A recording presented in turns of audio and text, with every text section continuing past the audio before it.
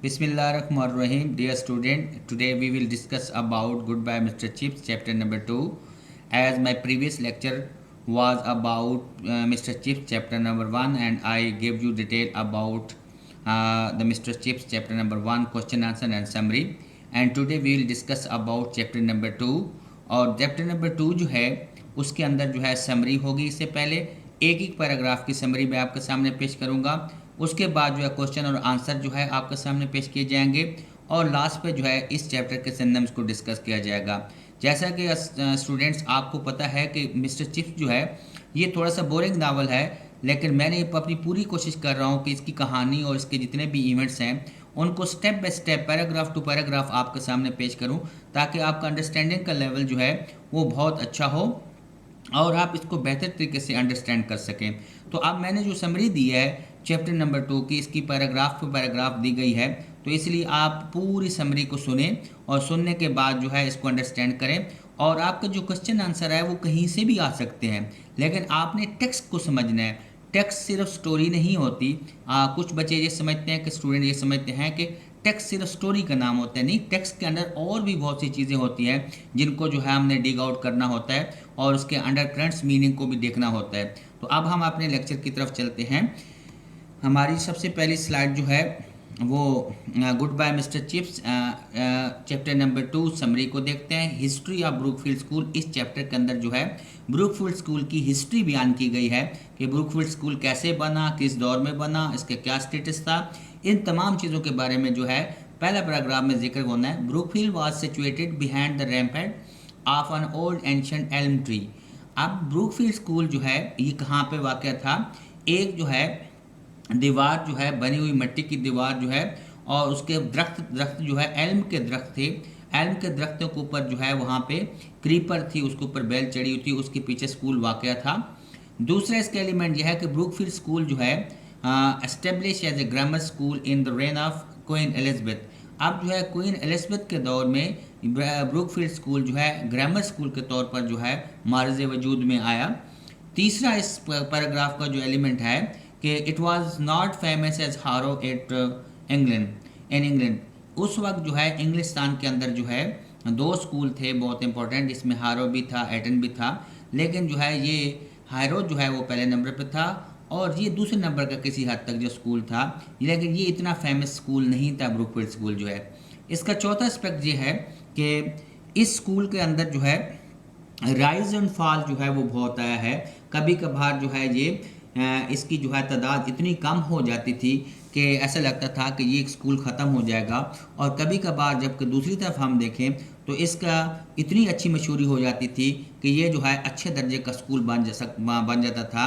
लेकिन इसकी इतनी किस्मत नहीं थी कि ये जो है पहले दर्जे का स्कूल बन सके, लेकिन बहरकैफ ये दूसरे दर्जे का जो है बेहतरीन स्कूल था ब्रूकफील्ड स्कूल। अब हम जो है इसके अगले हिस्से पे चलते हैं। उसी पैराग्राफ का अगला हिस्सा है कि इसका जो मेन स्ट्रक्चर है, the main structure and the large addition was made in the reign of first George. मलका एलिजाबेथ के बाद जो है फर्स्ट जॉर्ज के दौर में जो है इसकी जो है बड़ी इमारत को दोबारा रिकन्स्ट्रक्ट किया गया और इसके साथ साथ एक बहुत बड़ी इमारत जो है इसके साथ बनाई गई। और फिर अगर हम इसकी आगे की हिस्ट्री, लेटर हिस्ट्री को देखें तो till Napoleon war and mid Victorian Brookfield decline in number and repute. अब जो अगर हम मिड विक्टोरियन के दौर तक देखें तो ब्रूकफील्ड स्कूल जो है वो तादाद में भी कम हो चुका था और इसकी शोहरत भी कम हो चुकी थी। फिर इसकी किस्मत की बहाली के लिए इन 1840 mister Wetherby restored it's luck, यानी मीन टू से दैट कि 1840 में वेदरबी जब यहाँ पे आया उसने इस ब्रूकफील्ड स्कूल की तारीख को बेहतर किया और ये दूसरे दर्जे का जो है एक बेहतरीन स्कूल जो है ना वो बन गया। Brookfield receive the second number rank in England. उस वक्त पहले नंबर पर जो है वो हैरो स्कूल था और इसको जो है दूसरे नंबर पर गिना जाता था। तो इसलिए हम जो है ये कह सकते हैं कि ये ब्रूकफील्ड स्कूल जो है उस वक्त जो है इंग्लैंड का दूसरे नंबर का बेहतरीन स्कूल था। अब हम अपनी नेक्स्ट स्लाइड पे चलते हैं। स्लाइड नंबर 3 है। इससे जो है इस स्कूल को चलाने के लिए, क्योंकि ये डोनेशन पे चलता था, तो several notable family supported Brookfield school को काफ़ी मशहूर ख़ानदानों ने जो है मदद की, सपोर्ट किया और इस स्कूल में मुख्तलिफ़ किस्म के लोगों को पैदा किया जो इंग्लैंड के लिए बहुत सा काम सर अंजाम देते रहे, जैसा कि Brookfield school supplied fair sample of history making of his age के सबसे बेहतरीन हिस्ट्री मेकिंग तारीख साज लोगों को पैदा किया, जैसा कि जो है जजेस है, मेंबर ऑफ पार्लियामेंट है, कॉलोनियल एडमिनिस्ट्रेटर है, मैन्युफैक्चरर हैं एंड पार्सन पादरी हैं, इस किस्म के। और साथ साथ जो है good sprinkling of country square भी पैदा किए, किसान भी और मज़ारे भी इस स्कूल ने पैदा किए। Chips desire was to become a head of a good school. जब अर्ली 20s में मिस्टर चिप्स था, दूसरे जो है एम्बिशियस लड़कों की तरह मिस्टर चिप्स की भी ख्वाब था कि वो जो है एक अच्छे स्कूल का जो है वो हेड बने, या फिर जो है सीनियर हेड जो है किसी भी स्कूल का बने, ये उसकी ख्वाहिश थी। लेकिन उसका प्रॉब्लम ये था कि उसका जो डिसिप्लिन था वो ट्रस्टेबल नहीं था तमाम जो है हालात वाक़यात में। वैसे उसका डिसिप्लिन इम्प्रूव हो रहा था, बेहतर हो रहा था, लेकिन तमाम हालात वाक़यात में जो है उसका डिसिप्लिन बेहतरीन नहीं था।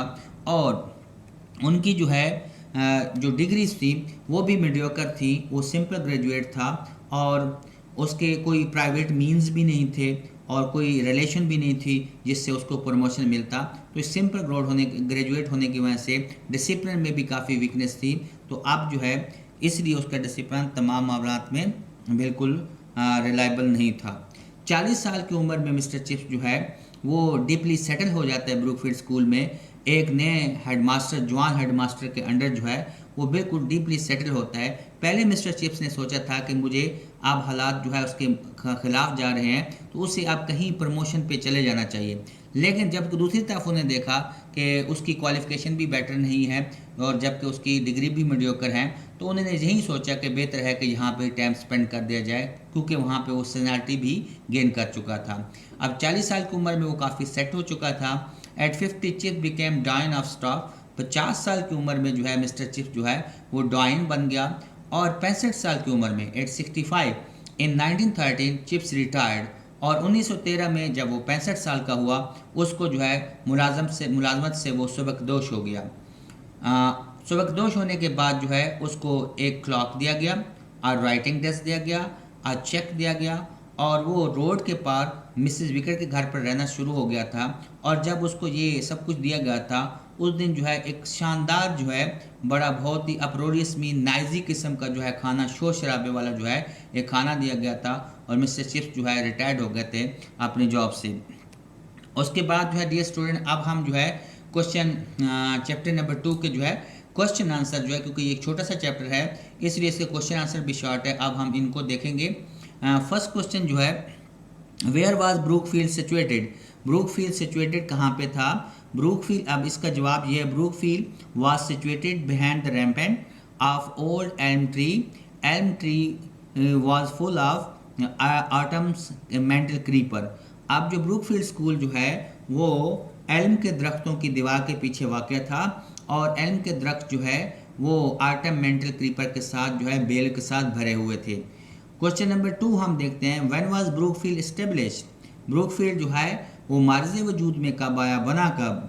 Brookfield was established in the reign of Queen Elizabeth as a grammar school. Brookfield school जो है ग्रामर स्कूल के तौर पर जो है मलका एलिजाबेथ के दौर में जो है एक मार्ज़ वजूद में आया। अगर हम क्वेश्चन नंबर 3 को देखते हैं, what type of people did Brookfield supply to England. Brookfield supplied fair sample of history making men of the age such as judges, member of parliament, colonial administrator and parson। अब अगर हम ये देखें इस सवाल का तो किस किस्म के लोग जो है ब्रूकफील्ड ने इंग्लैंड को दिए, तो इसमें हम ये कह सकते हैं कि ब्रूकफील्ड स्कूल ने अपने दौर के बहुत तरीक़ साज इंसान पैदा किए, जिसमें जजेस भी हैं, मेंबर ऑफ पार्लियामेंट भी है, कॉलोनियल एडमिनिस्ट्रेटर भी हैं और पार्सन भी हैं। अब हम क्वेश्चन नंबर 4 की तरफ जाते हैं, what was chips desire at the beginning of his career. अब जो है मिस्टर चिप्स की जो है करियर की अर्ली 20 में क्या डिज़ायर थी? Chips wanted to become a senior head of any first class school.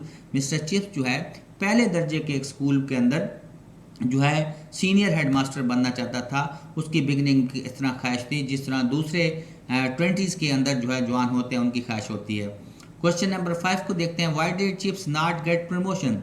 Chips को प्रमोशन क्यों नहीं मिली? Chips didn't get promotion because he had no private mean, क्योंकि उसका कोई प्राइवेट ताल्लुक भी नहीं था, नो फैमिली कनेक्शन, कोई जो है पॉलिटिकल जो है फैमिली कनेक्शन भी नहीं था, and his education degrees were mediocre, और उसकी जो तालीमी डिग्री थी वो भी एवरेज थी। मीडियोकर का मतलब जो है एवरेज होता है। क्वेश्चन नंबर 6 को देखते हैं। When did Chips retired and what was presented to him? Very very important question.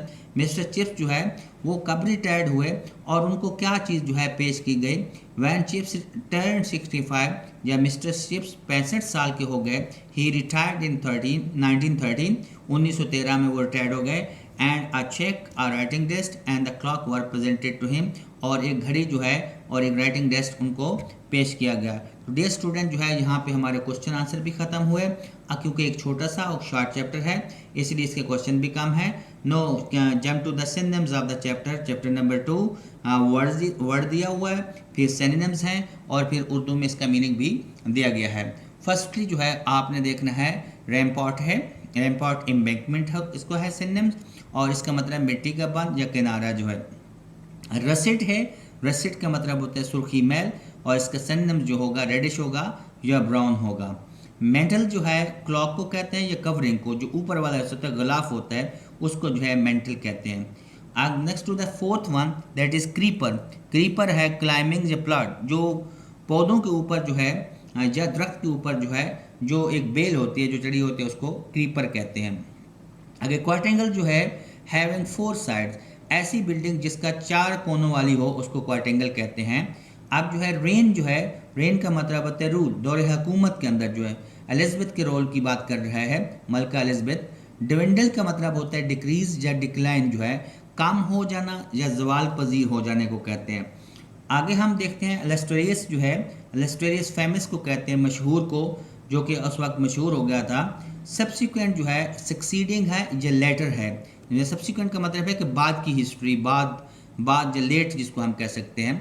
Never the less जो है इसके बावजूद किसके मीनिंग होते हैं उर्दू में, and synonym would be none the less. अब हम नेक्स्ट देखते हैं टर्न आउट, ब्रिंग आउट, मतलब ये कि मुहैया करना और पैदा करना। मार्चेंट जो है मार्चेंट ट्रेडर को कहते हैं, ताजर को कहते हैं उर्दू में। मैन्युफैक्चरर, प्रोड्यूसर, जो चीज़ें जो है पैदा करते हैं, सनतकारों को कहते हैं। स्प्रिंकलिंग जो है, स्प्रिंकलिंग स्मॉल नंबर, थोड़ी सी तादाद में जो है, ये स्प्रिंकलिंग का वर्ड आपके जहन में आ रहा होगा। स्प्रिंकलिंग स्क्वायर का मतलब यह है कि थोड़ी तादाद में ब्रुकफील्ड स्कूल ने किसान भी पैदा किए थे, वहाँ से ये लिया गया है। स्क्वायर जो है लैंडलॉर्ड है, जागीरदार को कहते हैं। स्नोबिश जो है एरोगेंट है, प्राउड है, मगरूर आदमी को कहते हैं स्नोबिश, और सुनाबरी से निकला है। कन्फेस जो होता है एडमिट को कहते हैं, तस्लीम करने को, कोई चीज़ आप बात तस्लीम करते हैं। अब बोस्टफुल जो है वो प्राउड होता है, मगरूर या जो अपने आप को बहुत ज़्यादा समझता है। कंसीटेड जो है सेल्फ सेंटर्ड, यानी खुद पसंदी को कहते हैं, जो आदमी अपनी ही पसंद के ऊपर बात कर रहा हो। इसके बाद हम नेक्स्ट देखते हैं, दैट इज़ एम्बिशियस है, एम्बिशियस है ईगर को कहते हैं, एंड डू समथिंग, ऐसा आदमी जो कुछ करने की ख्वाहिश रखता हो। जैसा कि मिस्टर चिप्स जो है when he was in early 20 he was ambitious to become a senior headmaster of any first class school. तो ये वाली लाइन जो है मैंने आपको रिपीट कर दिया ताकि आपको अंडरस्टैंडिंग भी हो सके जो है। आगे देखते हैं इवेंचुअली जो होता है फाइनली या अल्टीमेटली, आखिरकार या बिल आखिर, यानी mean to said eventually Mister Chip want to become a headmaster, senior headmaster of a school जो है। आगे है ट्रायल है, टेस्ट को कहते हैं या ऑर्डिल को भी कहते हैं, ORDEL जो है ऑर्डिल जो होता है, ऑर्डिल भी जो है आजमाइश को कहते हैं। और इस तरह जो है हमारे आज के सिनोनिम्स भी बहुत शार्ट हैं, और ताकि जो है आपको पता लग सके, आज मैंने इसको MCQs की शक्ल में प्रेजेंट नहीं किया, बल्कि मैंने इनको जो है सीधे सीधे अल्फाज पेश किए हैं क्योंकि ये नंबर में कम थे। उम्मीद है कि आपको ये लेक्चर पसंद आया होगा और आप जो है बहुत लर्न किए होंगे। Question answer are given in the end as well. You can also learn from here and synonyms are there and summary already presented. तो ये क्वेश्चन, ये जो थोड़ा सा लेक्चर था शार्ट था, उम्मीद है कि आपको बहुत अच्छी तरह समझ आई होगी। और आखिर में फिर एक दफ़ा कि आप मेरा चैनल सब्सक्राइब करें ताकि, और लाइक भी करें ताकि मुझे आपकी सजेशन भी आएँ और साथ साथ जो है मुझे पता भी चल सके कि आप किस तरह जो है प्रोग्रेस दे रहे हैं। और सिमिलरली जो है जब आपकी परफॉर्मेंस से जो है मुझे पता चल सकता है कि आप किस तरह बेटर अंदाज में कर रहे हैं। Thank you so much for watching my channel and keep on watching my channel so that you can receive my video from time to time. Daily basis I am sending you the video, so please subscribe my channel. Thank you so much for watching my video. Allah Hafiz. Assalamu alaikum.